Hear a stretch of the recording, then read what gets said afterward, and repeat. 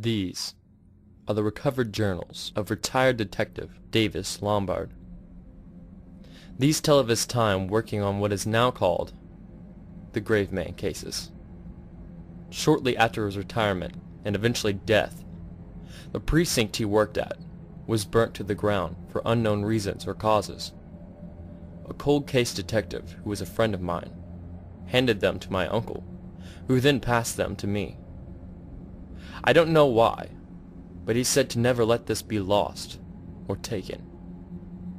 I don't know who they were going to be taken by, but here they are. June 4th, 2004. The case today was a particularly cruel and unusual one. Family of 4, all buried in one shallow grave in their own backyard. No fingerprints. The children had been raped, strangled, and then buried. The parents were, by what the medical could tell, buried alive. Also, the parents had their limbs broken. All of them. Their bones were shattered to fragments. Whoever this perp is, he is one sick motherfucker. June 27th, 2004. He hit a house in a gated community. Family of 3. Again, same MO. Child raped, strangled, and buried. Parents had all limbs broken and were buried alive. But this time, that sick bastard set the house on fire and left a message in the mother's mouth balled up on a piece of paper. It seemed to be in some sort of scratched up letters. Roughly read, you can see it saying something along the lines of, "Buried, they are all clean." July 17th, 2004. We tried calling in the feds, but even they couldn't tell what the hell is wrong with this disgusting freak. He never left any seminal fluids, nor any fingerprints, and we might never catch a break. August 2nd, 2004. I think we finally made somewhat of a connection between the two families. It seems that they both went on a website called FamilyVacation1.com. We found this out while looking at the paper the perp wrote on, which was a brochure to the site. We checked the first family's hard drive to their computer and found that they had visited the website 2 days before their deaths. The website claims to give out top quality vacations for reasonable prices.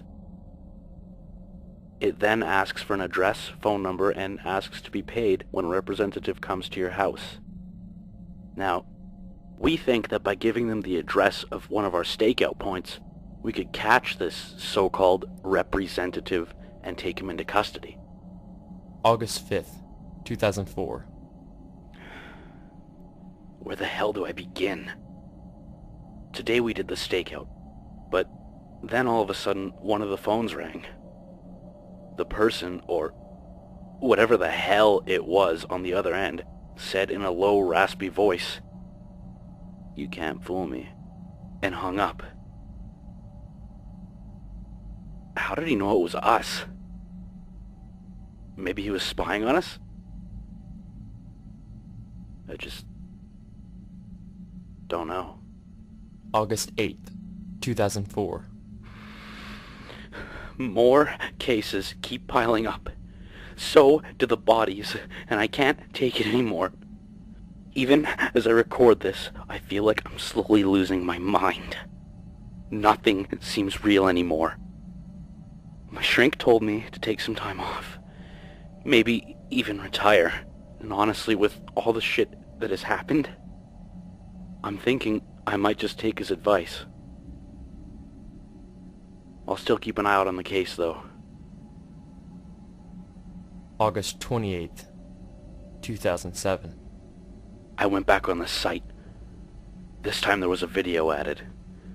It showed a black figure for a split second, and a slideshow of all the dead families, except they seem to be photo albums. Even some of my fellow officers' families. Even mine. I write this because this is far from in just Virginia, or even this country. The site had links to its other associated sites in languages like Russian, Swedish, German, etc.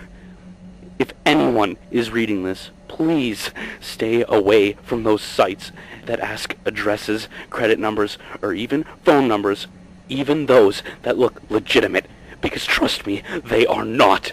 If you don't... The journal stops abruptly at this point. Detective Lombard was found in his backyard, buried, clutching this journal.